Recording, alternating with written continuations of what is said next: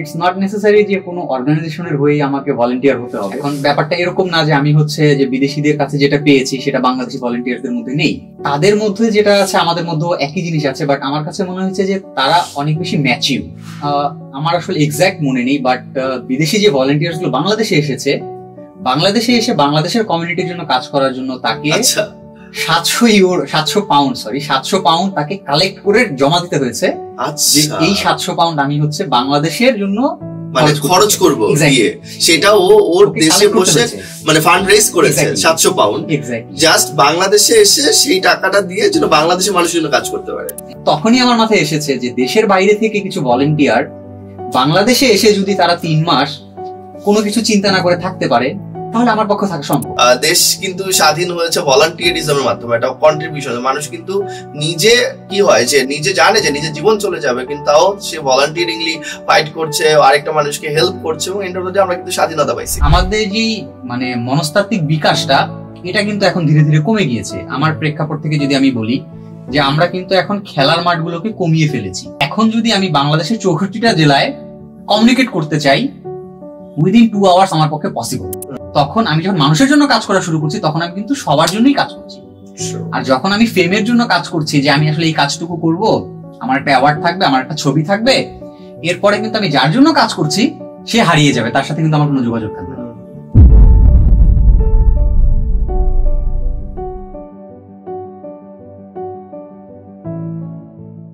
বাংলাদেশের যত ভলান্টিয়ার রয়েছে তাদেরকে আমরা চেষ্টা করি যে একটি ডিজিটাল প্ল্যাটফর্মের মাধ্যমে তাদের কাজগুলো তুলে ধরার, তাদের গল্পগুলো জানার, এবং সেগুলো আমাদের যারা ভলান্টিয়ারিজমের সাথে রয়েছেন তাদের কাছে পৌঁছানোর। সো সার্জিল ভাই কেমন আছেন? আলহামদুলিল্লাহ, আমি ভালো আছি। আপনি কেমন আছেন? আমি ভালো আছি। আমি আপনার কাছে যে প্রশ্নটি সবাই করতে চাই যে এই যে আপনি ভলান্টিয়ারিজমের সাথে দীর্ঘদিন ধরে কাজ করছেন, মানুষের জন্য কাজ করছেন, স্বেচ্ছাসেবা করছেন, আপনার আসলে কেমন লাগে? আসলে মূলত আমার কাছে মনে হয় যে ভলান্টিয়ারিজমটা আমাদের প্রত্যেকের জীবনে আসলে করা উচিত। এবং আমার কাছে আরেকটা জিনিস মনে হয়, সেটা হচ্ছে আমরা প্রত্যক্ষ কিংবা পরোক্ষভাবে সবাই ভলান্টিয়ার। কেউ হয়তো আমরা জেনে বুঝে ভলান্টিয়ারিজমটা করছি, কেউ হয়তো না জেনে করছি। এখন ফর এন এক্সাম্পল, রাস্তায় যদি একটা ধরেন কাটা পড়ে থাকে, আমরা সেই গল্পটা জানি, সেটাকে যদি সরিয়ে দেয়, সেটা কিন্তু একটা ভলান্টিয়ারিজম, যাতে করে কোনো একজন অন্ধ মানুষ যেতে গিয়ে কাটাটা তার পায়ে না লাগে। কিংবা আমার কাছে মনে হচ্ছে যে একটা বোতল পড়ে আছে, আমি সেটাকে ধরেন তুলে ফেলে দিলাম, এটা আমার অবচেতন মনে আমি করছি, বাট এটাও কিন্তু ভলান্টিয়ারিজম। ইটস নট নেসেসারি যে কোনো অর্গানাইজেশনের হয়ে আমাকে ভলান্টিয়ার হতে হবে। আমি যে কাজটাই করি না কেন, আমার কাছে মনে হয় যে ইটস আ ভলান্টিয়ারিজম। আচ্ছা, এই যে ভলান্টিয়ারিং আপনি করেন, একটা নিশ্চয়ই এটা মোটিভেশন থেকে, তাই না? বা থাকে না, যেমন আমি যে কাজটা করি, আমার কিন্তু একটা আর্লি লাইফে একটা মোটিভেশন থাকে, বা কোনো একটা ঘটনা থাকে, বা কোনো একটা মানুষ থাকে যে আসলে এই কাজ করতে আমাকে প্রভাবিত করে।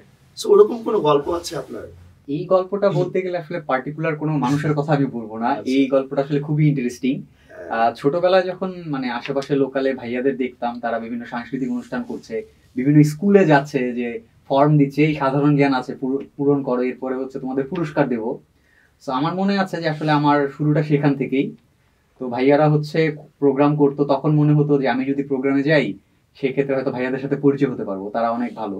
তো সেইখান থেকে আসলে শুরু। তো একটা সময় বেলুন ফুলাতাম প্রোগ্রাম গুলোতে গিয়ে, যে বলতে যাই বেলুন ফুলাও। সো আমার মনে আছে আমি হচ্ছে বেলুন ফুলাতাম। তো সেই সময়টা থেকে হচ্ছে শুরু করা। শুরুটা হচ্ছে যাদের দিয়ে হয়েছে, সেটা হচ্ছে যে আইকন নামের একটা অর্গানাইজেশন রয়েছিল আমাদের সেতাবগঞ্জে। তো সেইখান থেকে আসলে হাতে খড়ি, আর এরপর থেকে আস্তে আস্তে চলাফেরা, বিভিন্ন অর্গানাইজেশনের সাথে শুরু করা। এরপরে হচ্ছে জাগো ফাউন্ডেশনের সাথে কাজ শুরু করে ভলান্টিয়ার ফর বাংলাদেশের হয়ে 2014 সালে। তো যেখানে আমি বুঝি যে আসলে আমি এতদিন যেটা করেছি এর বাইরেও আসলে ভলান্টিয়ারিজম করা যায়। এরপরে আস্তে আস্তে ধীরে ধীরে আমি বিভিন্ন ন্যাশনাল ইন্টারন্যাশনাল অর্গানাইজেশন গুলোর সাথে কাজ করলাম, বিভিন্ন মানুষের সাথে মিশতে শুরু করলাম, বাংলাদেশ এবং বাংলাদেশের বাইরের কিছু ভলান্টিয়ারদের সাথে কাজ করার সুযোগ হয়েছে। তো সেখান থেকে আস্তে আস্তে আসলে আমার গল্পটা একটু বলেন। 14 সালে আমি ভিভিডির সাথে কাজ করি, ভলান্টিয়ার ফর বাংলাদেশ, দিনাজপুরে শুরু করি। তখন হচ্ছে আমরা জাস্ট কাজ করতাম, যেতাম।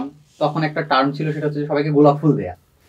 তো হলুদ টি শার্ট পরে গোলাপ ফুল দিতাম, টাকা নিতাম, এবং এই টাকা দিয়ে হচ্ছে আমরা পথ শিশুদেরকে কিছু কিনে দিতাম, তাদের সাথে একটা ডে সেলিব্রেট করতাম।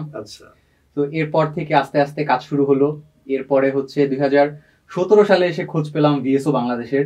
প্রথম যে জায়গাটা শুরু হলো যে দিনাজপুর থেকে ঢাকায় এসে তাদের একদিনের অ্যাসেসমেন্ট জয়েন করা। আচ্ছা, আমার কাছে মনে হচ্ছিল যে আমি যাবো, আমাকে নিবে কি নিবে না, বাট মনের ভেতরে যেটা ছিল সেটা হচ্ছে যে বিদেশে কিছু মানুষের সাথে কাজ করার একটা সুযোগ পাবো। এক্স্যাক্টলি।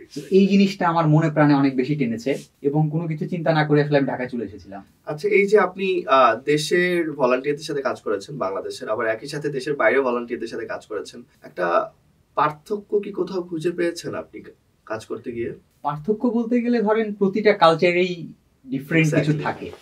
এখন ব্যাপারটা এরকম না যে আমি হচ্ছে যে বিদেশিদের কাছে যেটা পেয়েছি সেটা বাংলাদেশি ভলান্টিয়ারদের মধ্যে নেই, তাদের মধ্যে যেটা আছে আমাদের মধ্যেও একই জিনিস আছে, বাট আমার কাছে মনে হয়েছে যে তারা অনেক বেশি ম্যাচিউরড, তাদের নার্সিংটা অনেক বেশি ভালো হয়। আচ্ছা, আমার কাছে যে জিনিসটা ফিল হয়েছে যে আমরা যেমন ধরেন ঠেকে ঠেকে ঠেকে ঠেকে শিখতে পারছি, আচ্ছা, তো তাদের আমার কাছে মনে হচ্ছে তারা এই জায়গাগুলোতে অনেক আগে থেকেই জানতে পারছে।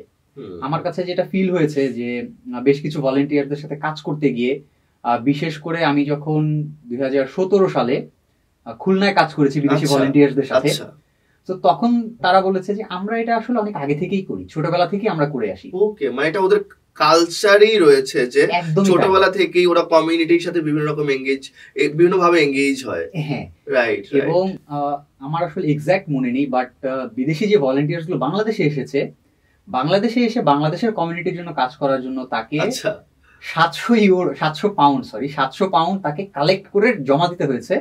যে এই 700 পাউন্ড আমি হচ্ছে বাংলাদেশের জন্য মানে খরচ করব দিয়ে, সেটা ওর দেশে বসে মানে ফান্ড রেজ করেছে 700 পাউন্ড জাস্ট বাংলাদেশে এসে সেই টাকাটা দিয়ে যেন বাংলাদেশের মানুষের জন্য কাজ করতে পারে। হ্যাঁ, এই যে গল্পটা, এখন আমার কাছে যদি মনে হয় যে আমি একটা দেশের বাইরে গিয়ে কোনো দেশের জন্য কাজ করব, এখন আমাকে যদি 700 পাউন্ড কালেক্ট করতে বলা হয়, কালেক্ট করে যেতে হবে। হ্যাঁ, সো এই যে ওদের টেন্ডেন্সিটা যে আমি আসলে কালেক্ট করছি, আমি হচ্ছে মানুষের জন্য দিচ্ছি, এটা আসলে ওভার দ্য নাইট তৈরি হয়নি। ওদের গল্পগুলো এরকম ছিল, যেমন আমার যে কাউন্টার পার্ট ছিল ওর নাম ছিল যে, আমরা আসলে একই রুম শেয়ার করেছি। সো ওইখানে আমার কাছে মনে হয়েছে যে ওদের যে লাইফ স্টাইলটা, যে আমরা কি হয় যে খুবই ফ্র্যাঙ্কলি, যে সেটা হচ্ছে যে বাসায় আসলাম, টি শার্ট খুলে ফালাই দিলাম, এটা করলাম, জাস্ট ছেড়ে দিলাম না। ওদের ব্যাপারটা হচ্ছে যে আমি আমারটা যদি আমি জায়গা মতো রেখে দেই, আমি যাওয়ার সময় আবার জায়গা মতো থেকে পাবো। ডিসিপ্লিন যে ব্যাপারটা আমার কাছে মনে হয়েছে ওইখান থেকে আমি আসলে অনেক বেশি শিখেছি, ওদের কাছ থেকে আসলে সুযোগটা বেশি ছিল আমার। আর আরেকটা জিনিস ছিল, সেটা হচ্ছে যে যখন আমরা সবাই বসে একই সাথে আড্ডা দিচ্ছি, তো তখন ওরা ইউকে থেকে আসলেও ওদের যেই মানে জায়গাগুলো ছিল, অরিজিন গুলো যেগুলো ছিল, তো সেই গল্পগুলো আমরা জেনেছি। আমরা ধরেন যে ওই লোকাল মানুষগুলোর জন্য যখন কাজ করেছি, যে তাদেরকে আমরা বিভিন্ন ধরনের ট্রেনিং দিয়েছি। কোথায় আমরা কাজ করেছি, কি ট্রেনিং দিয়েছেন? আচ্ছা, খুলনাতে যেটা করেছিলাম সেটা হচ্ছে আমাদের গুড গভর্নেন্স ছিল, লাইভলিহুড ছিল এবং SRHR ছিল। লাইভলিহুডের সাথে যেমন আমরা তাদেরকে সেলাই মেশিনের বেশ কিছু ট্রেনিং দিয়েছি, আসলে কিভাবে সেলাইয়ে দক্ষ হয়ে উঠতে হয়, কিংবা ধরেন কিভাবে আমি হচ্ছে একটা ব্যাগ তৈরি করতে পারি ছোট, যাতে করে আমি এটাকে পরবর্তীতে আবার বিক্রি করতে পারি। ব্যাপারটা এরকম হতে পারতো যে আমি একজনকে 50টা ব্যাগ দিয়ে বললাম যে আপনি এটাকে বিক্রি করে আপনার উপার্জনটা আপনি করে নেন। সেটা না করে কি হচ্ছে যে আমি তাকে ব্যাগ তৈরি করার জন্য দক্ষ করছি, যে আমি আপনাকে দক্ষ করে দিচ্ছি, আপনি এখন আপনার মতো করে তৈরি করে বিক্রি। বুঝতে পেরেছি। তারপর কি হলো? হ্যাঁ, খুলনা বটিয়াঘাটাতে 3 মাস ছিলাম আমি সেখানে। এবং আমার মনে আছে যখন আমি অ্যাসেসমেন্টের জন্য আসি, আমাকে বলা হয়েছিল যে মহসিন ভাই জিজ্ঞেস করেছিল যে 3 মাস থাকতে হবে, সেখানে তো কোনো নেটওয়ার্ক থাকবে না, কারেন্ট থাকবে না। আমার কাছে প্রথমে মনে হচ্ছে ভাই আমি নেটওয়ার্ক এবং কারেন্ট ছাড়া কিভাবে থাকবো, বাট তখনই আমার মাথায় এসেছে যে দেশের বাইরে থেকে কিছু ভলান্টিয়ার বাংলাদেশে এসে যদি তারা 3 মাস কোনো কিছু চিন্তা না করে থাকতে পারে, তাহলে আমার পক্ষে থাকা সম্ভব। সো আমার মাইন্ড কিন্তু তখন চেঞ্জ হয়েছে। বাট যদি শুধু বাংলাদেশের ভলান্টিয়ারদের সাথে থাকতো, তাহলে হয়তো আমি চিন্তা করতাম যে আমি যাব না, এটা সম্ভব না। বাট আমার মাথায় হিট করেছে যে বিদেশি ভলান্টিয়ার্সরা যদি সবকিছু ছেড়ে দিয়ে বাংলাদেশে এসে থাকতে পারে, তারা যেভাবে থাকছে, তারা যেভাবে থাকছে, আমি তো তাদের সাথেই থাকবো। তো এটাও আমার পক্ষে সম্ভব। তো সেই মোটিভটা থেকে আসলে চলে যাওয়া, এবং আমি সিলেক্ট হয়েছি, তখন সেখানে কাজ করেছি। 3 মাস শেষ হওয়ার পরে সেখানকার লার্নিং গুলো অনেক ছিল। আমরা আসলে খুবই ফ্রেন্ডলি একটা এনভায়রনমেন্টে ছিলাম। তাদের সাথে এমনও হয়েছে 3 মাস যেহেতু ছিলাম, তো 1 মাস 1.5 মাস পরে আমরা একজন আরেকজনের পিঠে উঠতাম। ছোটবেলায় আমরা যেমন ঘোড়া খেলি, তো এমনও হয়েছে যে আমাকে কাঁধে নিয়ে তারা হাঁটছে আউট অফ ফান, যে আরে সার্জিল তো অনেক হালকা, হ্যাঁ হ্যাংলা পাতলা, তোমাকে আমি কাঁধে নিতে পারবো, কথা নিয়ে এবার তারা হুট করে কাঁধে নিয়ে ফেলছে। তো এই ধরনের যে ধরেন যে মুভমেন্টস গুলো ছোট ছোট, কাজের জায়গাটাতে তো অনেক কিছু শেখা হয়েছে। এখনো তাদের সাথে কিন্তু আমি কন্টাক্টে আছি। গত 2 দিন আগেও একজনের সাথে কথা হয়েছে, এবং হচ্ছে যে মজার পার্ট যেটা ছিল সেটা হচ্ছে যে ওদের ওখান থেকে যে তুমি যদি কখনো বিয়ে করো আমাদের সাথে কন্টাক্ট করে তারপরে করো। যে কেন? বলছে যে আরে আমরা বিয়ে খেতে আসবো তারপরে তুমি ডেট ফিক্স করো। মানে ওই যে সময়গুলো, ওই যে মোমেন্টস গুলো, আমি জানি না আসলে তাদের পক্ষে আসা সম্ভব কিনা, কারণ সবাই আমরা ব্যস্ত। তো এই যে ভলেন্টিয়ারিং থেকে যে নেটওয়ার্কিংটা, আমার কাছে মনে হয় এটা খুব ইম্পর্টেন্ট। যে আমি বাংলাদেশের জায়গায় বসে থেকে বাংলাদেশের বাহিরের 15-20টা দেশের ভলেন্টিয়ারদের সাথে এঙ্গেজ হতে পারছি, এটা খুবই ইম্পর্টেন্ট। এবং ওদের থেকে শেখার জায়গাগুলো খুবই ভালো আমার কাছে মনে হয়। মেন্টর হিসেবে দেশের বাইরের ভলেন্টিয়ার্সরা ভালো, বাংলাদেশের ভলেন্টিয়ার্সরা ভালো না সেটা না, কারণ বাংলাদেশে যারা আছে আপনার মতো ভলেন্টিয়ার যারা কাজ করছেন, হ্যাঁ আমরা খুবই ধরেন যে এরা মেন্টর হিসেবে ভালো হয়। কিংবা আমি যেমন যদি করবিভেয়ার কথা বলি, রিসেন্ট সে হচ্ছে এশিয়ার নোবেল প্রাইজ আমরা যেটাকে বলছি সেটা পেয়েছেন, রেমন ম্যাগসেসে অ্যাওয়ার্ড। সো তাদের মতো মেন্টররা বাংলাদেশে আছে এবং আমরা কিন্তু এটাতে কাজ করতে পারছি। তাদের সান্নিধ্য পাওয়াটা আমার কাছে মনে হয় যে এটা আমাদের জন্য অনেক বড় একটা জায়গা। তখন পার্বতীপুরে যখন কাজ করেছি, এরপরে চলে আসার পরে পার্বতীপুরে কাজ করেছি রেগিনা কালোসার সাথে, আমি একটু আগে বলছিলাম, সে একজন ভলেন্টিয়ার হিসেবে খুবই চমৎকার ভলেন্টিয়ার। আচ্ছা, পার্বতীপুরের লোকাল মানুষরা তাকে প্রথম দিকে তার সাথে এঙ্গেজমেন্টে খুব একটা ভালো ছিল না, বুঝতে পারতো না যে কি বলবে কি বলবে না। বাট পরবর্তীতে যখন আমরা একসাথে শুরু করলাম, সেও আস্তে আস্তে বাংলাটা শেখা শুরু করলো, ভাইয়া আপু কেমন আছেন। তো তখন দেখা গেল যে আমি না থাকলেও আশেপাশে থাকলেও যারা আছে তারা তার সাথে খুবই ফ্রেন্ডলি একটা বিহেভিয়ার করছে, যে আপু কেমন আছেন, ভাইয়া কেমন আছেন। তো এই যে জায়গাগুলো তৈরি হওয়া আমার কাছে মনে হয় এটা খুবই ইম্পর্টেন্ট। কাজের জায়গাগুলো যখন বেড়ে যায়, ভলেন্টিয়ারিং বলতে তো মূলত আমার কাছে মনে হতো যে স্বেচ্ছাসেবায় যে কোনো কিছু করছি, বাট ভলেন্টিয়ারিজম দিয়েও যে আসলে আমি কোনো একটা উন্নয়ন করা সম্ভব, কোনো একটা সামাজিক ইস্যুকে কেন্দ্র করে আমার কাজ করা সম্ভব, এটা আসলে আমি ধরেন ন্যাশনাল এবং ইন্টারন্যাশনাল ভলেন্টিয়ারিং অর্গানাইজেশন যেগুলো রয়েছে তাদের সাথে কাজ করতে গিয়ে ফিল করেছি। বাংলাদেশের ভলান্টিয়ারদের সাথে কাজ করা হচ্ছে, বাট একই সাথে আবার দেশের বাইরে ভলান্টিয়ারদের সাথে কাজ করা হচ্ছে, একই জায়গায় কাজ করা হচ্ছে। সো নিশ্চয়ই একটা পার্থক্য আমরা হয়তো খুঁজে পাচ্ছি। সো এই পার্থক্যটা জানতে চাই যে আসলে ওদের থেকে কি শিখলাম, বা আমাদের ভলান্টিয়াররা, দেশের ভলান্টিয়াররা কতটুকু অ্যাডাপ্ট করতে পারছে ওই লার্নিং গুলো, মানে যেটাই পারপাসটা হয়তো ছিল ওই কাজের বা গোলটা যেমন ছিল। সো ওই জিনিসটা একটু জানতে চাই। আচ্ছা, আমি যে জিনিসটা প্রথমে দেখে অবাক হয়েছি সেটা হচ্ছে যে বিদেশি ভলেন্টিয়াররা লং টার্ম ভলেন্টিয়ারশিপ একটা আছে বিএসওর, সেই সময়টাতে ছিল, সেটা হচ্ছে 6 মাসের জন্য বাংলাদেশের যে কোনো একটা এলাকাতে গিয়ে কাজ করা। রাইট। তো প্রথমে যখন আমি হচ্ছে গেলাম যে হচ্ছে ইন্টারপ্রেটার হিসেবে কিছু কিছু ছোট ছোট কিছু সময় কাজ করার জন্য আমাকে বলা হলো যেতে হবে। তো আমি গেলাম যখন, তো যাওয়ার পরে আমি আসলে বুঝিনি যে আমি কোনো মানে 45 প্লাস বয়সের কোন একজন মানুষের সাথে কাজ করব। 45 প্লাস এক্স্যাক্টলি বয়সের লোকজন ভলান্টিয়ারিং করছে, লং টার্ম ভলান্টিয়ার হিসেবে তারা কাজ করছে, এবং মানে বাংলাদেশের বাইরে থেকে এসে বাংলাদেশের কমিউনিটি থেকে কাজ করছে, জন্য বাংলাদেশের কমিউনিটিতে কাজ করছে, গ্রামে প্রত্যন্ত এলাকায় গিয়ে। যেখানে ধরেন আমরা এমনও হয়েছে যে মাটির উপরে বসে আপনার জাস্ট আমরা যেটাকে ছালা বলি, আচ্ছা, কিংবা চট বলি যেটাকে, তো ওইখানে বসেও আমরা গল্প করেছি, ওইখানে বসেও আমরা হচ্ছে ধরেন ওই মানুষগুলোর সাথে কথা বলেছি, ওই মানুষগুলোর জন্য কিছু করেছি। আমি আসলে প্রথমে দেখে আমি নিজেও অবাক হয়েছি যে আসলে মানে এটা কি করে সম্ভব, মানে তাদের ওই ডেডিকেশন লেভেলটা কোথায় যে তারা বাংলাদেশে এসে বাংলাদেশের মানুষের জন্য কাজ করছে, যেখানে না 45-50 উপরে গেলে মানুষজন ফিল করে যে মানে আমাদের দেশে যেটা হয় যে আসলে খুব টায়ার্ড ফিল করে, কমিউনিটিতে যাবে, অনেক গ্রামে গিয়ে কাজ করতে হবে, রাস্তাঘাট অ্যাকোমোডেশন ভালো না। বাট আমি চিন্তা করছি যে তাদের মেন্টাল এনার্জি, মানে তারা যেইভাবে মানসিকভাবে মানে শক্ত, এবং তারা একটা দেশ থেকে আরেকটা দেশে এই বয়সে এসে একদম মাটি মানুষের সাথে মিশে কাজ করছে। একদমই তাই, একদমই তাই। এবং কি মনে হয় তাদের পারপাস কি ছিল, লাইফের মোটিভেশন কি ছিল, কেন তারা আসে এবং কেন তারা কাজ করছে? আসলে এখানে মানে এক একজন মানুষের তো মোটিভেশন এক এক রকম থাকে। আপনার উপলব্ধি কি, আপনি কি দেখলেন? সেখানে আসলে যে মানুষের জন্য কাজ করা যায়। হ্যাঁ, এই এক্সাম্পলটা আপনি দিয়েছেন। হ্যাঁ, যে আসলে মানুষের সাথে মিশে গিয়ে যে আসলে মানুষের জন্য কাজ করা যায়, এটা আসলে লাইফে এটা একটা মানে অবজেক্টিভস হতে পারে, গোল হতে পারে একটা মানুষের, যে আচ্ছা একটা সময়ের পরে আমি মানুষের কাছে যাব, নিডি মানুষের জন্য কাজ করব, এবং এটা সেলফলেসলি করা যায়। এটার জন্য অত আই মিন থাকে না যে অত ওরকম বিজনেস পারপাস থাকতে হবে, তা না। আসলে এটা একটা জীবনের একটা লক্ষ্য হতে পারে, মানুষের জন্য কাজ করা। আসলে শুধু তারা না, এর সাথে যদি বলতে চাই যে ধরেন আমরা যারা ভলেন্টিয়ারিং করছি, দেখা যাচ্ছে যে বন্যার সময় আমরা হচ্ছে পানিতে নেমে যাচ্ছি, হ্যাঁ, কিংবা ধরেন ডোবা পরিষ্কার করার জন্য পানিতে নেমে যাচ্ছি। আমরা যারা একবার ধরেন নেমে গিয়েছি, আমাদের কাছে কিন্তু বয়সটা ফ্যাক্ট না।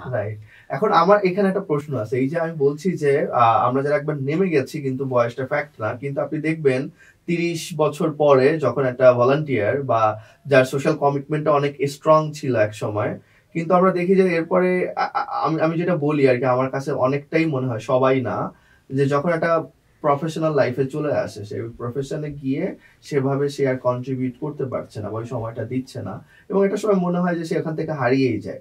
নাম্বার 2, অনেককে দেখাই হয় যে সে তার স্টুডেন্ট লাইফটা পর্যন্ত একটা সংগঠন রান করে বা তারপরে আইদার সে এরপরে সে দেশের বাইরে চলে যাচ্ছে বা বিসিএস দিচ্ছে অথবা চাকরিতে যাচ্ছে, তারপরে ওই সংগঠনটার কিন্তু অত বেশি মানে ওইটার কি বলে যে স্ট্রেন্থ থাকে না, একটা সময় সংগঠনটা হারায় যায়। সেইভাবে কিন্তু অনেক সংগঠন তৈরি হচ্ছে, আবার অনেক সংগঠন থাকছে না। সো হ্যাঁ, তো এই যে আপনি যখন বলছিলেন যে এই সংখ্যাটা আসলে কেমন মনে হয়, যে যারা 30 বছর পর্যন্ত একটা সময় পর্যন্ত যতদিন অ্যাভেইলেবল থাকে তারপরেও যে কাজটা কন্টিনিউ করে, কি মনে হয় সংখ্যাটা কেমন আমাদের দেশে? আপনি যেটা বলছিলেন যে আসলে কাজে যখন ঢুকে যাচ্ছে, হ্যাঁ, তখন আসলে ভলেন্টিয়ারিজমটা চাইলেও করা যাচ্ছে না, কারণ তখন আমার হাতে সময় নেই। আমি ধরেন সকালে অফিসের জন্য বেরোচ্ছি, এরপর হচ্ছে আমি বলছেন যে সংখ্যাটা কমে যাচ্ছে। আচ্ছা, কি কারণে কমছে? আমার কাছে মনে হচ্ছে যে এই যে ভলেন্টিয়ারিজমের যে জায়গাটা থাকছে, এটাকে যদি আমরা আরেকটু ভালো করতে পারি, যেমন আমরা অ্যাওয়ার্ড দিচ্ছি, অনেক ধরেন আপনার অ্যাওয়ার্ডের অর্গানাইজেশন রয়েছে যারা এখন আর কাজ করছে না, তারা বিলুপ্তি, একদম মানে বিলুপ্তি বলতে তারা নেই, অথচ তাদের কিন্তু অ্যাওয়ার্ড আছে, পাওয়া যাবে। আমি এরকম অনেক অর্গানাইজেশনের নামও জানি, আমি জাস্ট বলতে চাইছি না। হ্যাঁ, অসুবিধা নেই। তো আমি নিজে দেখেছি যে তারা ভালো বাংলাদেশে ভালো ভালো অ্যাওয়ার্ড পাচ্ছে, এরপরে গিয়ে তাদের কোনো খোঁজ খবর থাকছে। আপনি বলছেন যে তারা মানে অনেকেই বা গুটি কয়েক হতে পারে, হ্যাঁ গুটি কয়েক হতে পারে, যে তারা সংগঠন তৈরি করার পারপাস হচ্ছে অ্যাওয়ার্ড নেওয়া বা একটা সময় পর্যন্ত ফেম তৈরি করা বা একাডেমিক পারপাস থাকতে পারে, হ্যাঁ, এরপরে আর ওই সংগঠন আর এক্সিস্ট করে না।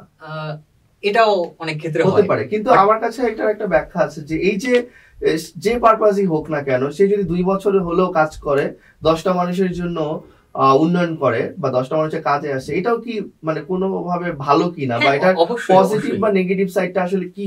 আচ্ছা, এখানকার পজিটিভ সাইডটা হচ্ছে যে যারা ওই সংস্থা কিংবা ওই অর্গানাইজেশনের সাথে যুক্ত হয়ে কাজ করছে, তো যারা থেমে গিয়েছে তারা তো থেমে গিয়েছে, বাট যারা থেমে যায়নি তারা কিন্তু ওই অর্গানাইজেশনের হয়ে কাজ না করলেও তারা কিন্তু মানুষের জন্য কাজ করবে।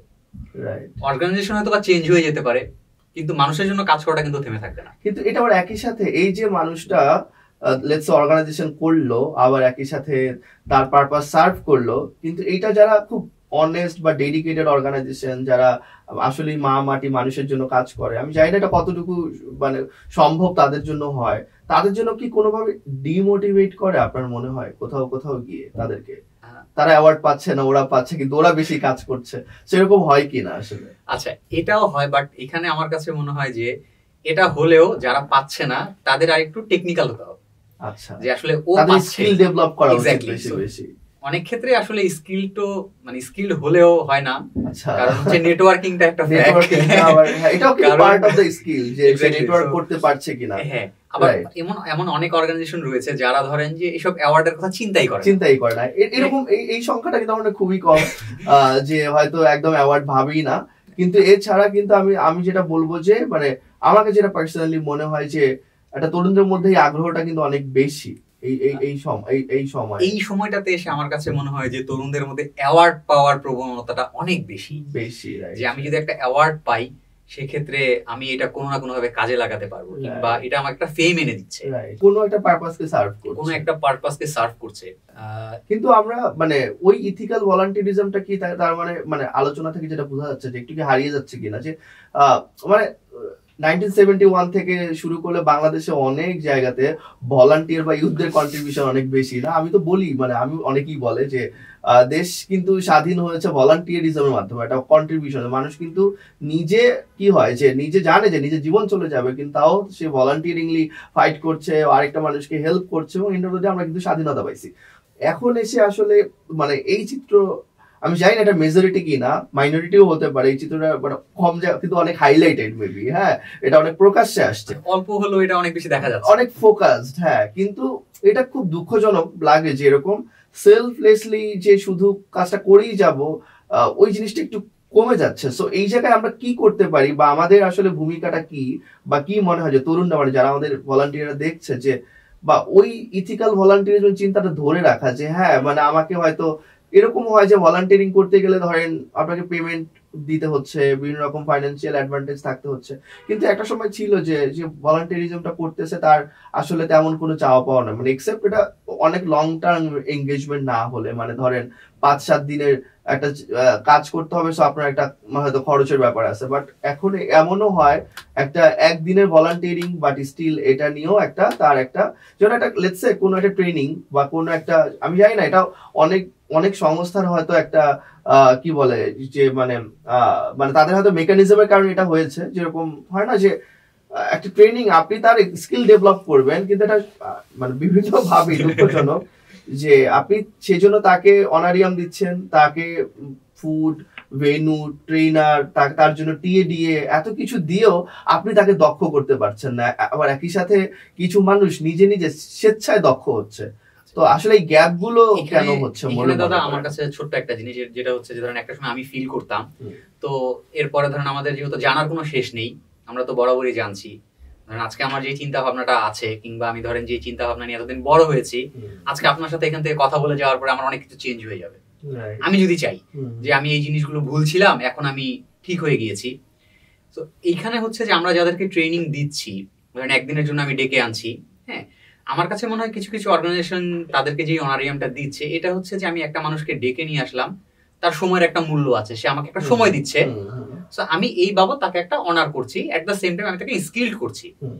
আমার কাছে যে জিনিসটা ফিল হয় এখন, সেটা হচ্ছে আমি যাদেরকে ডেকে আনছি আসলে তাদের পারপাসটা কি, যে আসলে তারা কি ইন ফিউচারে এইখান থেকে স্কিলড হয়ে গিয়ে তারা কি এটাকে কাজে লাগাবে, নাকি তারা ট্র্যাক চেঞ্জ করে অন্য ট্র্যাকে চলে যাবে। আরেকটা জিনিস এখানে আমি একটু অ্যাড করবো, যে তারা কি সেম মানুষই কিনা সব জায়গায় যাচ্ছে, মানে আমি আমার টার্গেটেড মানুষের কাছে রিচ করতে পারছি কিনা। মানে এরকম একটা ইউথ গ্রুপ আপনি ধরেন রেগুলার বেসিস সব জায়গায় যাচ্ছে, এবং মানে একইভাবে দে আর ট্রিটেড, হ্যাঁ মানে ফিনান্সিয়ালি, এবং ট্রেনিং পাচ্ছে, but end of the day যারা আমার টার্গেটেড মানুষ, ধরেন একটা মেজর ইউথ গ্রুপ আমি কভার করতে চাই থ্রু মাই প্রজেক্ট বা আমার জায়গা থেকে, কিন্তু তাদেরকে হয়তো আমরা আনটাচডই রয়ে গেল। সো এই জায়গাটা আমার মনে হয় যে একটা কাজ করার সুযোগ আছে। যেরকম ধরেন 20টা অর্গানাইজেশন সবাই বললো যে 200 জনের ক্যাপাসিটি বিল্ড করেছে ট্রেনিং দিয়ে, কিন্তু দেখা গেল যে তাহলে 20x200 কত হয়, মানে 4000 মানুষ হয়, কিন্তু ঘুরে ঘুরে দেখা গেল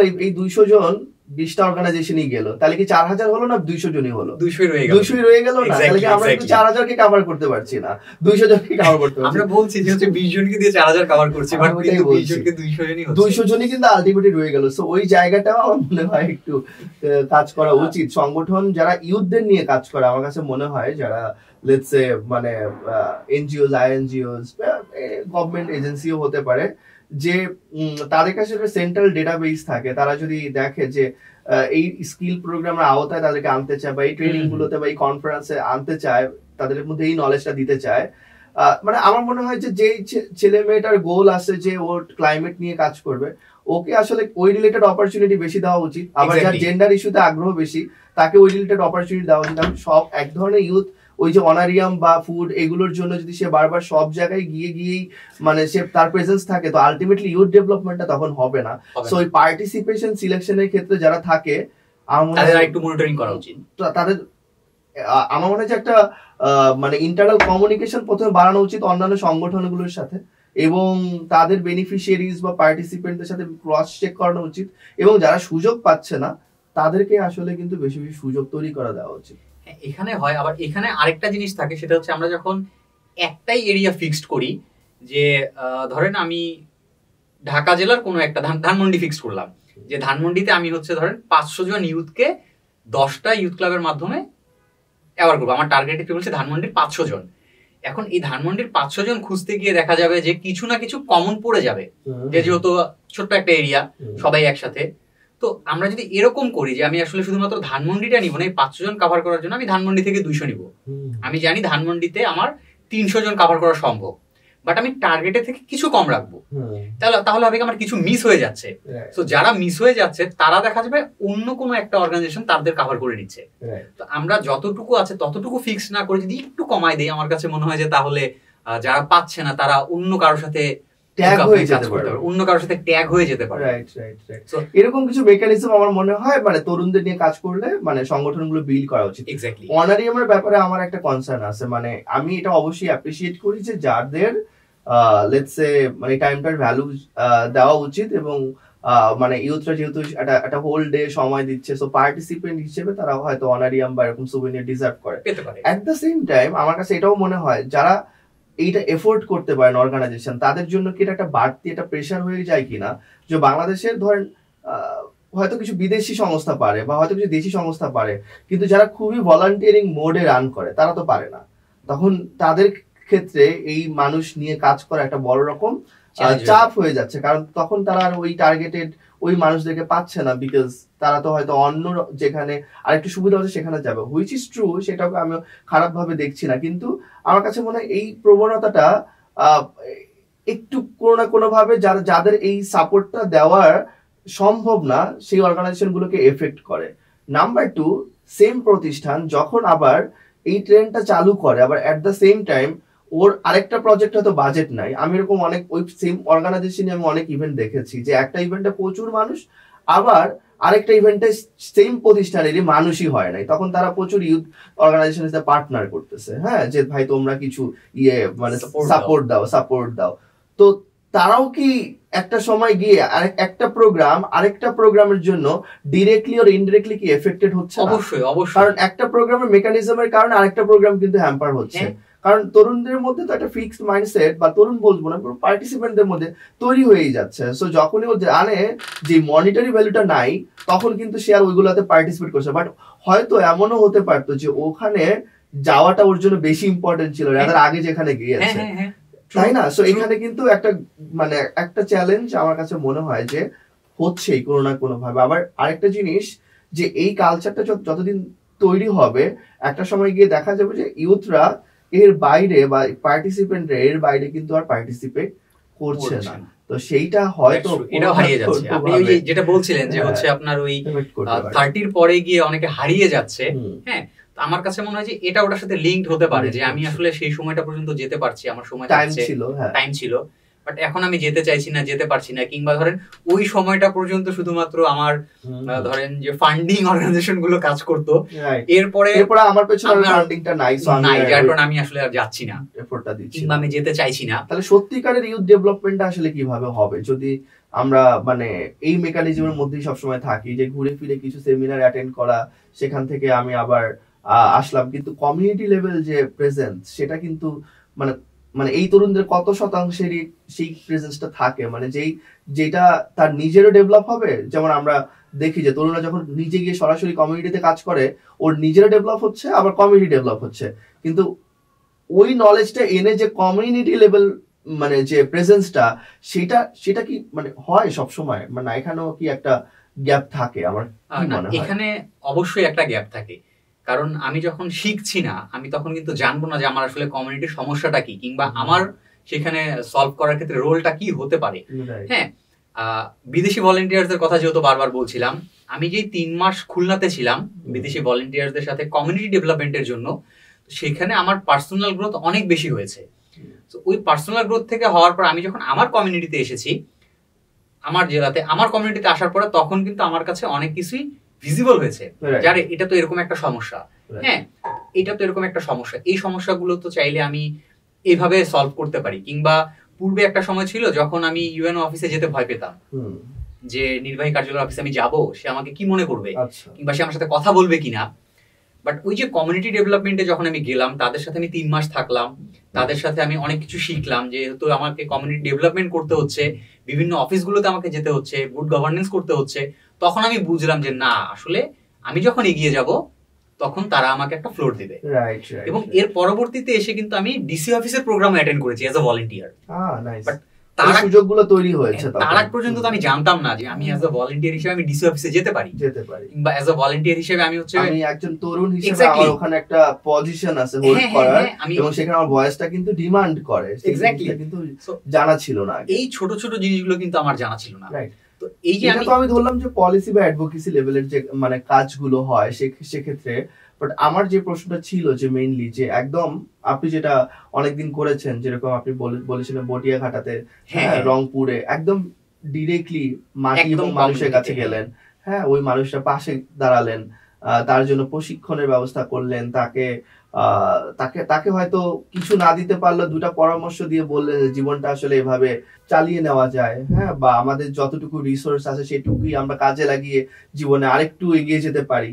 এই যে মানুষটা সাহস পেল, তার কাছে হয়তো কেউ আসেই না, কিন্তু আপনারা হয়তো গিয়েছেন, চেষ্টা করেছি এক্স্যাক্টলি যতটুকু ওই লিমিটেড রিসোর্সের মধ্যে। আমার কথাটা ওখানেই যে মানে আপনার কি মনে হয় যে এখন তরুণরা কি ওই যে প্রশ্ন আমি করেছিলাম যে মানে সেমিনার, পলিসি, অ্যাডভোকেসি, হ্যাঁ, তারপরে ধরেন কর্মশালা কেন্দ্রিক কি বেশি আগ্রহ থাকে, নাকি এর বাইরে এসেও একটু কমিউনিটিতে যাওয়া, একটু বেশি বেশি কমিউনিটির জন্য কাজ করে, নাকি এটাকে ওয়েস্ট অফ টাইম মনে করে, এটাকে বেশি এক্সপোজার পাওয়া যায়, সো এই জায়গাটাতে বেশি ফোকাস থাকতে পছন্দ করে?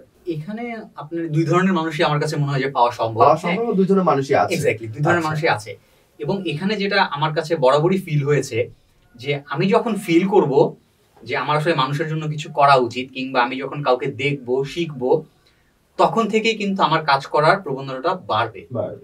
এখন আর ফ্যামিলি একটা ফ্যাক্ট, আমরা যত যাই বলি না কেন, একাডেমিক যত কিছুই করি না কেন, এর বাইরে আমার যে ফ্যামিলি, কিংবা ধরেন যে আমার আশেপাশে যে মানুষগুলো আছে, এদের থেকে যখন আমি ছোট ছোট কিছু শিখতে পারবো, তখনই কিন্তু হচ্ছে আমরা আরো বড় পরিসরে কাজ করার জায়গা পাবো।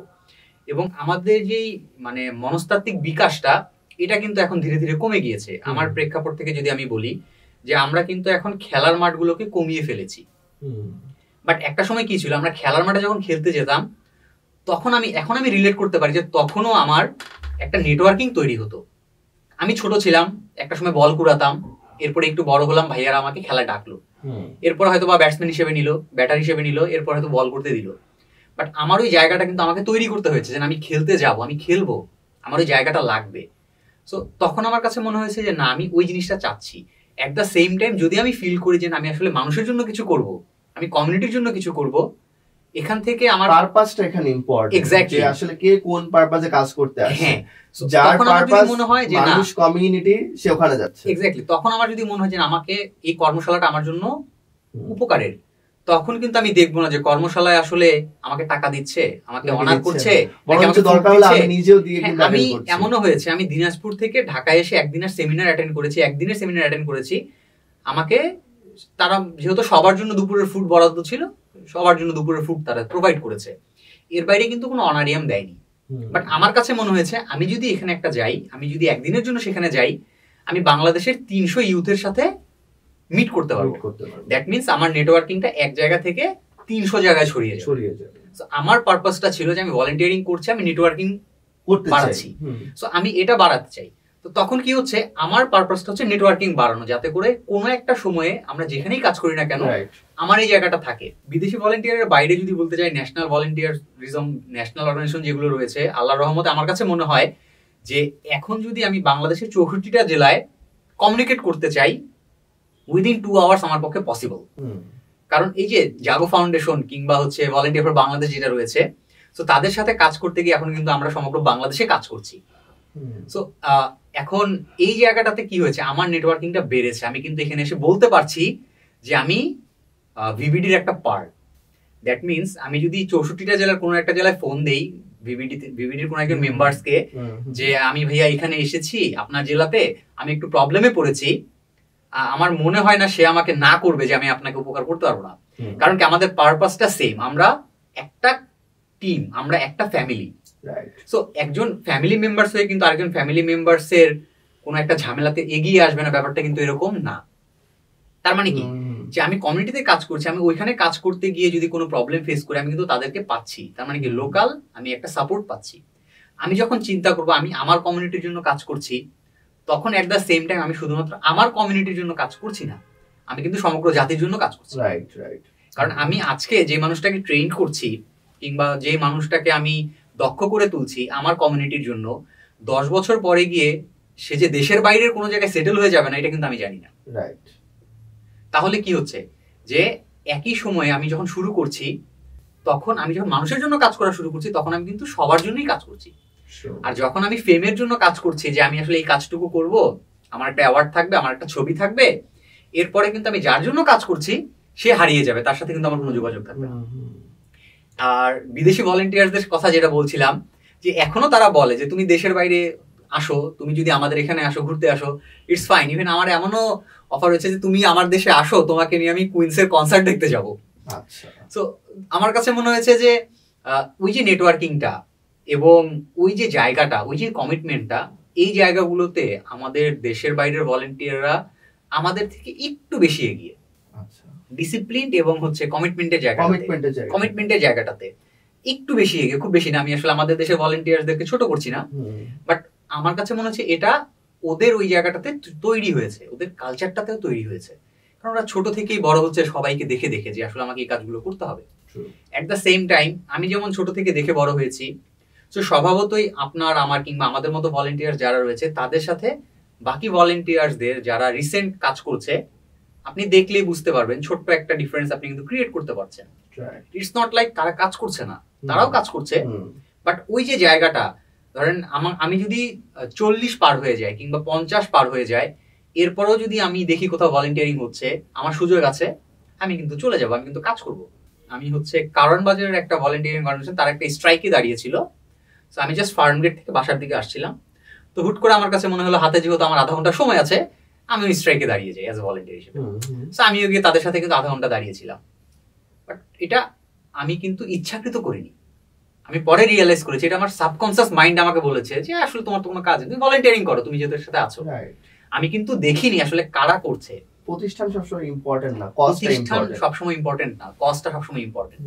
তো হুট করে আমার কাছে মনে হয়েছে ওকে ফাইন, তারা তো ভালো কাজ করছে, হ্যাঁ তাদের মোটিভটা ভালো ছিল, এই মুহূর্তে নাম মনে পড়ছে না, বাট ওই যে জায়গাটা আমার কাছে মনে হচ্ছে ওকে ফাইন, আমার আসলে কাজ করা উচিত, কিংবা আমি এইখানে দাঁড়িয়ে আধা ঘন্টা সময় দিলে তাদের ভলেন্টিয়ারিজমটা হয়তোবা সার্থক হবে।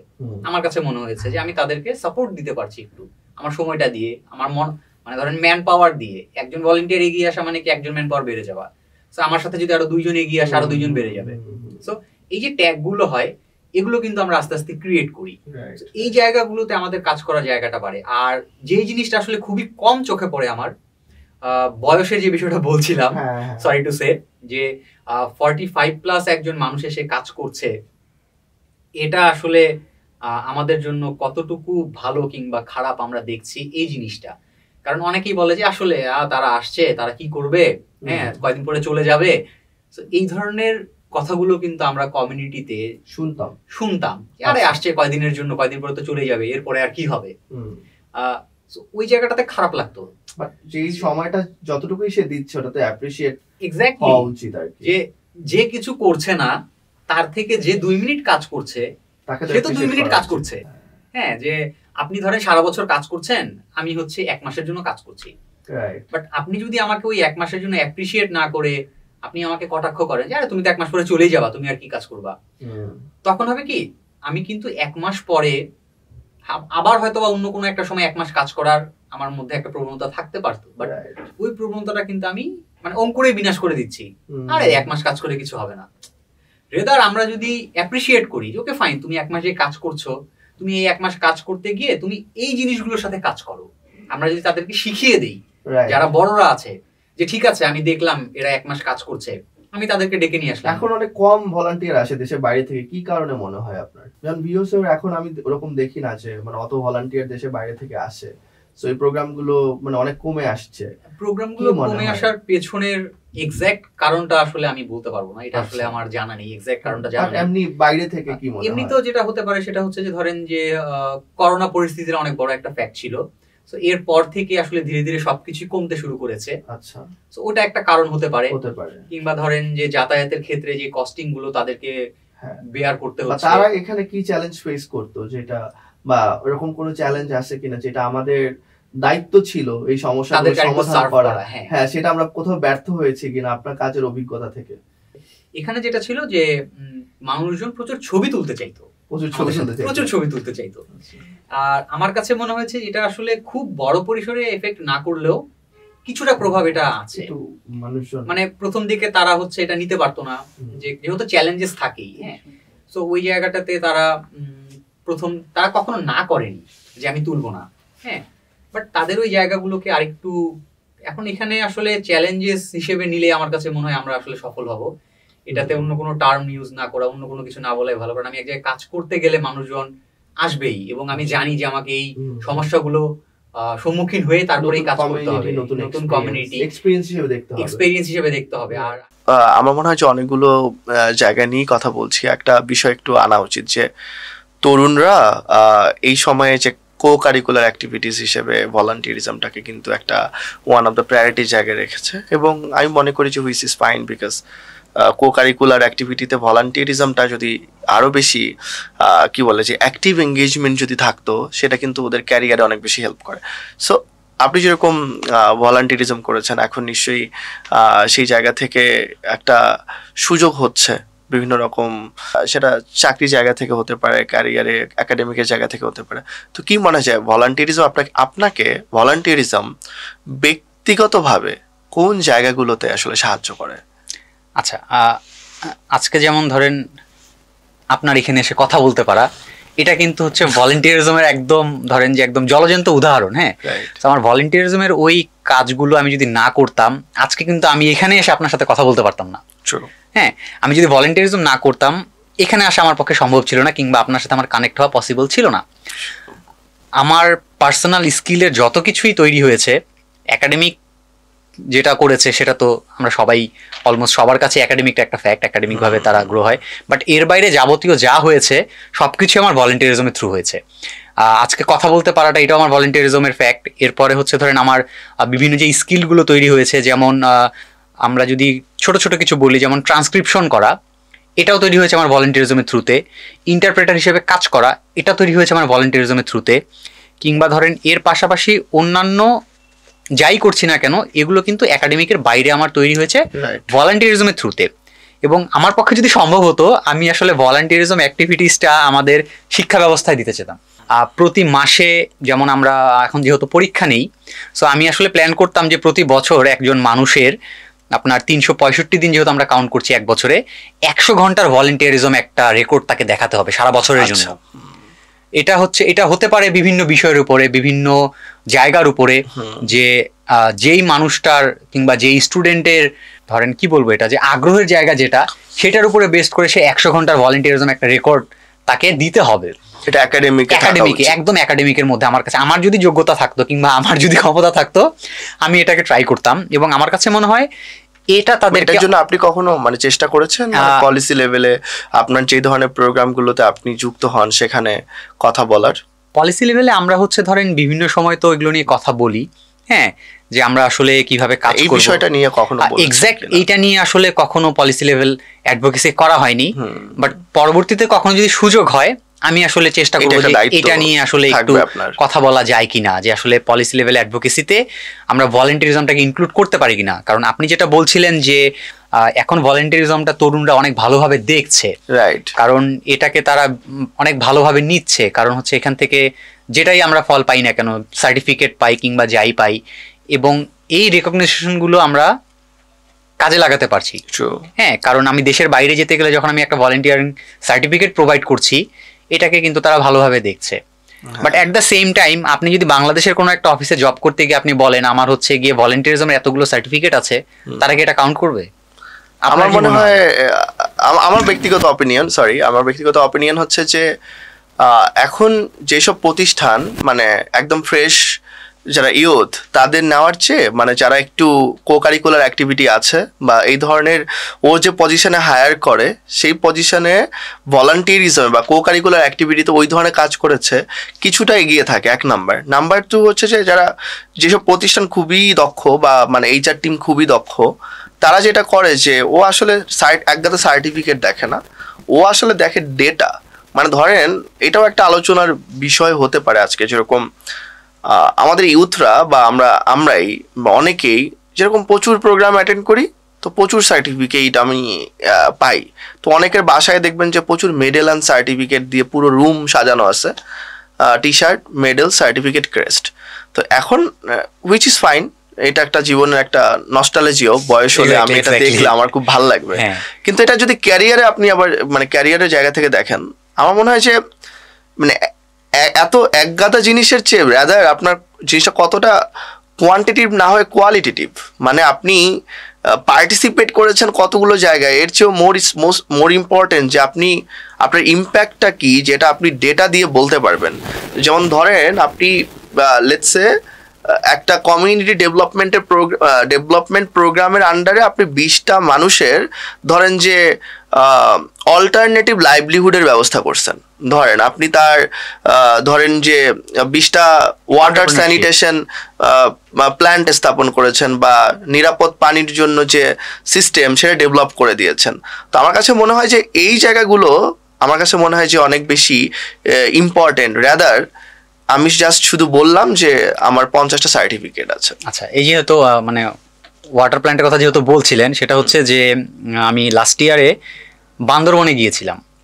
বান্দরবনে হচ্ছে ভলেন্টিয়ারিং করতে গিয়েছি দিনাজপুর থেকে, এবং আমরা যেখানে ছিলাম সেটা হচ্ছে বান্দরবনের একদম লামা উপজেলার এই পাশে মাংখাইপাড়া নাম ছিল। আচ্ছা, সো ওখানে হচ্ছে ঝর্ণার পানি থেকে তাদেরকে আমরা হচ্ছে একটা নলকূপ তো থাকছে, টিউবওয়েল থাকছে, যেটা এর পাশে আমরা হচ্ছে একটা কুয়া করে দিয়েছি, যেখানে হচ্ছে ঝর্ণার পানিটা এসে স্টোর হবে, এরপরে হচ্ছে তারা টিউবওয়েল দিয়ে পানিটাকে নিতে পারবে। তো এই যে দেখেন যে আমি এখানে গিয়েছি কিন্তু ভলেন্টিয়ারিজম করার জন্য আমার বাসা থেকে, এবং স্যাডলি আমি হচ্ছে যে বান্দরবন থেকে আসার পরে ম্যালেরিয়াতে আক্রান্ত হয়েছিলাম। বাট এরপরও কিন্তু আমার কাছে এটা নিয়ে আসলে মনের মধ্যে কোনো কিছু নেই যে আমি আসলে সেখানে গেলাম, সেখানে যাওয়ার পরে তারা আমাকে টাকা পয়সা দিল না, আমাকে কোনো কিছু অনার করলো না, আমার যাতায়াত দিল না, আমি ম্যালেরিয়া অসুস্থ হলাম আমাকে ট্রিটমেন্ট করালো না। বাট এগুলো নিয়ে কিন্তু আমার মধ্যে কোনো রিগ্রেট নেই, কারণ আমি স্বেচ্ছায় গিয়েছি সেখানকার মানুষের জন্য কাজ করতে, আমি সেখানকার মানুষের জন্য কিছু না কিছু করে এসেছি। এই যে আমার স্যাটিসফ্যাকশনটা, মানুষের জন্য কাজ করাটা, এটাই আমার কাছে অনেক বেশি ইম্পর্টেন্ট। হ্যাঁ, সো আর এই ভলেন্টিয়ারিং করতে গিয়ে যেটা হয় সেটা হচ্ছে যে আমার কিন্তু একটা জায়গার কিংবা একটা বিষয়ের উপর আমার কিছু নলেজ থাকছে। হ্যাঁ, আপনি যেমন এখন এই যে ওয়াটার স্যানিটেশনের কথা বললেন, প্ল্যান্টের কথা বললেন, আমি কিন্তু আপনাকে বলতে পারছি দাদা আমি এটার সাথে কানেক্টেড ছিলাম। দ্যাট মিনস আমার জায়গাটা বড় হচ্ছে। এর পরবর্তীতে যখন আবার কাজ করতে যাব তখন কিন্তু জায়গাটা আরেকটু বড় হবে। যেমন ভলেন্টিয়ার ফর বাংলাদেশের যে জিনিসগুলো করে, আপনার জেলা পর্যায়ে কমিটি দেয়। কমিটি হচ্ছে বেশ কিছু রোল থাকে, যেমন হচ্ছে আপনার প্রেসিডেন্ট থাকে, এরপর হচ্ছে ভাইস প্রেসিডেন্ট থাকে। ভাইস প্রেসিডেন্ট হচ্ছে আপনার M&E মনিটরিং অ্যান্ড ইভালুয়েশনের জন্য, এরপর হচ্ছে ট্রেজারার থাকছে, এরপরে GS থাকছে, এরপরে হচ্ছে আপনার PRO থাকছে, HRO থাকছে, PO থাকছে। তার মানে ভলেন্টিয়ারিজমের থ্রু কিন্তু সে অলরেডি 7 জন মানুষকে স্কিল্ড করছে, যে আমি যদি HRO হিসেবে এখান থেকে অনেক বেশি স্কিল্ড হই, আমি কিন্তু HRO সম্পর্কে জানবো আসলে HROর কাজটা কি, একজন হিউম্যান রিসোর্স অফিসারের কাজগুলো কি কি হতে পারে, কিংবা একজন ট্রেজারার হলে আমাকে আসলে কোন কোন বিষয়গুলো জানতে হতে পারে, কিংবা একজন প্রজেক্ট অফিসার হলে আমি আসলে কি কি করব। ধরেন এখানে কিন্তু VVD আমাদেরকে টাকা পয়সা দিচ্ছে না যে ভাই আমরা আপনাদেরকে টাকা দিচ্ছি আপনারা এই কাজগুলো করেন, তারা কিন্তু আমাদেরকে স্কিল্ড করছে। আমরা বিভিন্ন সময় বিভিন্ন প্রজেক্ট সাবমিট করছি, এই আইডিয়াগুলো কিংবা একটা প্রজেক্ট প্রপোজাল আমি কিভাবে লিখবো সেই জিনিসগুলো কিন্তু আমার এখান থেকে শেখা হচ্ছে। তার মানে কি আমি যখন দক্ষ হচ্ছি, পরে অন্য কোনো একটা অর্গানাইজেশনে আমি কিন্তু যদি দেখি তারা প্রজেক্ট অফিসার নিচ্ছে, আমি কিন্তু অ্যাপ্লাই করতে পারছি, কারণ আমি কিন্তু শিখেছি যে আসলে প্রজেক্ট অফিসারের কাজগুলো কি কি হতে পারে। তো এই যে দক্ষতাগুলো তৈরি হচ্ছে, এই জিনিসগুলো যদি আমি আমার মধ্যে অ্যাডাপ্ট করতে পারি, আমার কাছে মনে হয় যে আমি যেমন সমাজের জন্য কাজ করছি, অ্যাট দ্য সেম টাইম আমি কিন্তু আমার জন্য কাজ করছি। যখন আমি VVDর হয়ে কাজ করছি তখন আমি সমাজের জন্য কাজ করছি, যখন আমি একই পজিশনের জন্য কোনো একটা অর্গানাইজেশনে অ্যাপ্লাই করছি তখন কিন্তু আমি জবের জন্য অ্যাপ্লাই করছি। তার মানে কি দুইটা কিন্তু কানেক্টেড আমার কাছে মনে হয়। সো আমি যদি ভলেন্টিয়ারিং করে যদি আমার জায়গাগুলোকে ঠিক করতে পারি, আমি কিন্তু চাইলেই অন্য একটা জায়গায় অ্যাপ্লাই করতে পারছি। যেমন ভিএসওতে আমি যখন বিদেশি ভলেন্টিয়ারদের সাথে কাজ করলাম, এরপরে আমি একটা জবের অফার পেয়েছি এবং আমি ভোলাতে বরিশালে একই সাথে কাজ করেছি হচ্ছে আপনার রিসার্চ অ্যাসিস্ট্যান্ট এবং হচ্ছে ইন্টারপ্রেটার হিসেবে। এবং আমি খুব প্রাউডলি বলি, এইটা হচ্ছে আমাকে যে তিনি নিয়েছিল শুধুমাত্র এই যে ভিএসওর আপনার কমিউনিটি ডেভেলপমেন্ট, আমি একদম কমিউনিটিতে কাজ করেছি বিধায় সে আমাকে নিয়েছে। কারণ সে নেদারল্যান্ড থেকে এসেছে, তিনি একজন সায়েন্টিস্ট। তো সে যখন তার কাজের জন্য কমিউনিটিতে যাচ্ছে, সে তো ধরেন খুব হাই সিজিওয়ালা কোনো একজন মানুষ যে খুবই ভালো ইংরেজি বাংলা বলতে পারে এরকম কাউকে চাচ্ছিলেন না। তিনি চাচ্ছিলেন কমিউনিটিতে গিয়ে আমার কমিউনিটির সাথে কাজ করবে এমন কাউকে। সো দেখেন, আমি ভিএসওতে কি শিখে এসেছি সেটাকে কিন্তু আমি কাজে লাগিয়ে আমি আমার একটা জব পেয়েছি, আমি কিন্তু আমাকে সার্ভ করছি। তখন আমি যখন ভিএসওতে কাজ করে কমিউনিটি সার্ভ করছি, সেখান থেকে স্কিলড হয়ে এসে আমি কিন্তু আমাকে সার্ভ করছি। আমি যখন তাকে বোঝাতে সক্ষম হলাম যে আমি হচ্ছে যে কিছু বিদেশি ভলেন্টিয়ারদের সাথে এই বিষয়গুলো নিয়ে কাজ করেছি, এর বাইরে আমার এই জায়গাগুলো কাজ করার দক্ষতা রয়েছে, তখন তার কাছে মনে হয়েছে যে ওকে ফাইন, এই মানুষটার সাথে কাজ করা যেতে পারে। কারণ ধরেন ইন্টারপ্রেটার হিসেবে যারা কাজ করে বিভিন্ন আপনার ওই সেশন ট্রেনিং কিংবা ওয়ার্কশপ গুলোতে ইন্টারপ্রেটার হিসেবে কাজ করে, তারা কিন্তু হচ্ছে কমিউনিটির মানুষের সাথে ওই কমিউনিকেশনটা হয় না। কারণ আমি হচ্ছে একটা জিনিস শুনছি এবং হচ্ছে আমি ননস্টপ সেটা বলে যাচ্ছি। আরেকটা ব্যাপার হচ্ছে আমি ফেস টু ফেস কমিউনিটিতে কথা বলছি, এখানে অনেকগুলো চ্যালেঞ্জেস থাকছে। সে আমাকে কিভাবে বোঝাচ্ছে কিংবা আমি যাকে ডেলিভার করছি আমি তাকে কতটুকু ডেলিভার করতে পারবো। কিংবা আপনি আমাকে একটা কথা বললেন, এখানে আপনার এই কথাটার সাথে কিন্তু অনেকগুলো ইমোশন থাকবে। হ্যাঁ, যে আপনি হুট করে আমাকে বলছেন হ্যালো কেমন আছেন, এখন আপনি আমাকে হ্যালো কেমন আছেন মানে কি, আপনি একটা রাগান্বিত স্বরে বলছেন, একটা হচ্ছে আপনি আমাকে নর্মালি বলছেন। তো আমি যখন এটা তাকে সার্ভ করব, তখন কিন্তু আমাকে যে মানুষের সাথে কথা বলছি তার মোটিভটা, তার ইমোশনটা আমাকে সার্ভ করতে হবে। তা না হলে কিন্তু আসলে সে পারপাসটা বুঝবে না যে আসলে ওই মানুষটা কি রেগে আছে নাকি সে আমার সাথে ফ্রেন্ডলি কথা বলছে। সো যখন তার কাছে মনে হলো যে আমি আসলে 3 মাস ওই কমিউনিটি ডেভেলপমেন্টও করেছি, এট দ্য সেম টাইম ধরেন আমার পার্সোনাল স্কিল হয়েছে ইন্টারপ্রেটার হিসেবে কাজ করার, যেহেতু ফরেন যারা ছিল তারা আসলে বাংলা বোঝে না, সো আমরাই তাদেরকে হচ্ছে তাদের সাথে বাংলায় কথা বলতাম, ইংরেজিতে কথা বলতাম। সো ওই যে আমার পার্সোনাল স্কিল, আমি কিন্তু সেটাকে জাস্ট কমিউনিটিতে কাজের বাইরে আমার একটা স্কিল হিসেবে নিয়েছি, আমার চ্যালেঞ্জ হিসেবে নিয়েছি যে আমি 3 মাস এখানে থেকে এটা আয়ত্ত করব। সো তখন কি হয়েছে, আমি এটাকে কিন্তু এখন বাইরে কাজে লাগাতে পারছি। আমি কিন্তু বিভিন্ন জায়গায় এখন ইন্টারপ্রেটার হিসেবে কাজ করি। তার মানে কি, এটাও আমার এসেছে ভলান্টিয়ারিজম থেকে। আমি কিন্তু ইন্টারপ্রেটারের জন্য এক্সট্রা কোনো টাকা খরচ করে কোর্স করিনি যে আমি একাডেমিক একটা কোর্স করবো ইন্টারপ্রেটার হিসেবে, আমি কিন্তু সেটা করিনি। এই যে সার্ভটা আমি যখন মানে আমার মূল উদ্দেশ্য এত কিছু বলা, সেটা হচ্ছে আমি যখন ভলান্টিয়ারিং করছি এর পেছনে অনেক বড় ভাস্ট একটা বিষয় আমার জন্য কাজ করছে। যদি আমি এগুলো একত্রিত করতে পারি, এটা আসলে আমার benefit. At the same time মানুষের জন্য কাজ করছি, আমার জন্য আমি কাজ করছি। যেমন এখনো কিন্তু নেদারল্যান্ডের ওই সায়েন্টিস্টের সাথে আমার রেগুলার কথা হয়, ইভেন সে ওকেশনালি আমাকে গিফটও পাঠায়। Thank you so very much for joining us today. আমরা ভলান্টিয়ারদের গল্প শোনা, কাজের এক্সপিরিয়েন্স শোনা, অপিনিয়ন জানা, কারেন্ট ট্রেন্ড সম্পর্কে কথা বলা, সেই পারপাসটা তো অলরেডি সার্ভ হয়েছে। আপনাকে অনেক ধন্যবাদ যে আজকে ভলান্টিয়ারিজম নিয়ে যে এক গাদা আপনার এক্সপিরিয়েন্স সেগুলো কিন্তু আপনি শেয়ার করেছেন, অপিনিয়ন জানিয়েছেন। সো আবারও ধন্যবাদ যুক্ত হওয়ার জন্য। ধন্যবাদ। আসলে আমি জানি না কতটুকু বলতে পেরেছি কিংবা আসলে এটা কতটুকু সার্ভ করবে কমিউনিটিতে কিংবা আমাদের পরবর্তী জেনারেশনের ভলান্টিয়ারদেরকে, বাট ভালো লাগে যে আসলে, আর সব থেকে ভালো লাগার আমার যদি ভলান্টিয়ারিজম করে অ্যাচিভমেন্টের জায়গাটা জাস্ট ছোট্ট একটু বলি, সেটা হচ্ছে যে ক্লাস 4-এ পড়তো যখন আমার কাজিন, আমার এটা আসলে আমার লাইফ টাইম মেমোরিজে থাকবে। সো ওকে নিয়ে আমি হচ্ছে আমাদের ওখানে তালের বীজ বপন আমরা করেছিলাম। হ্যাঁ, সো সেখানে যখন ওকে আমি নিয়ে গিয়েছি আমার সাথে যাওয়ার জন্য, তো চিপস খাওয়ার পরে ও আসলে চিপসের প্যাকেটটা কোথায় ফেলবে এটা আমাকে জিজ্ঞেস করছিল যে ভাই আশেপাশে কোনো বিন নেই, আমি আসলে এটা কোথায় ফেলবো। But that moment I feel যে okay, I have done actually something. যে এই যে আমার ছোট ভাইটা আমাকে জিজ্ঞেস করছে আমি আসলে চিপসের প্যাকেটটা কোথায় ফেলবো, আমার কাছে মনে হয়েছে যে আমার ভলান্টিয়ারিজমের এটাই আমার সব থেকে বড় অর্জন, যে আমি আসলে অ্যাটলিস্ট কিছু না হলো অন্তত একজনকে মানে বোঝাতে সক্ষম হয়েছি কিংবা জানাতে সক্ষম হয়েছি যে আসলে ময়লা যেখানে সেখানে ফেলা উচিত না। But that moment I feel যে okay fine, I have done actually something. এবং এইটা আমার আসলে লাইফ টাইম মেমোরিতে থাকবে, এবং আমি এখনো সেটা চিন্তা করলে আমার কাছে মনে হয় পুরো সিনারিওটা আমার সামনে, আমরা কোন রাস্তায় ছিলাম, সে কিভাবে বলেছে, আমি জাস্ট সবকিছু আমার জাস্ট মানে আমরা এই ছোট ছোট চেঞ্জ থেকেই কিন্তু আসলে একটা বড় পরিবর্তন আসে, মানে কমিউনিটিতে বা আমাদের সোসাইটিতে হুট করে কোনো পরিবর্তন আসলে আসা সম্ভব না। আর নেক্সট জেনারেশন অবশ্যই হোক, তারা যদি এখন থেকে এইভাবেই চিন্তা করে বড় হয়, ডেফিনেটলি এটা সোসাইটির জন্য অনেক বড় কিছু। ধন্যবাদ আপনাকে সার্জিল ভাই, ভালো থাকবেন। ওকে, থ্যাংক ইউ, অসংখ্য ধন্যবাদ আপনাকে।